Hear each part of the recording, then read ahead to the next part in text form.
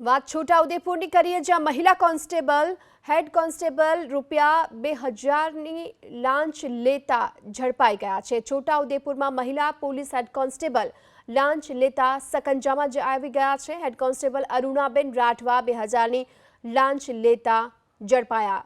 જોકે રકઝક બાદ 5000 નક્કી કર્યા અને 2000 ગત 2 જાન્યુઆરી આપ્યા હતા। બાકીના 3000 આજે આપવાનો વાયદો હતો અને આજે લાંચ લેતાની સાથે જ તેઓ ઝડપાઈ ગયા છે।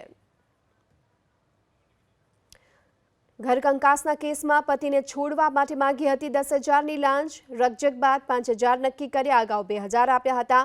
ભરૂચ એસીબીની ટીમ આજે 2000ની લાંચ લેતા હેડ કોન્સ્ટેબલને રંગે હાથે ઝડપી લીધા છે। તો છોટાઉદેપુરમાં મહિલા પોલીસ હેડ કોન્સ્ટેબલ લાંચ લેતા સકંજામાં આવ્યા। ઘરકંકાસના કેસમાં પતિને છોડવા માટે આ લાંચ માંગી હતી।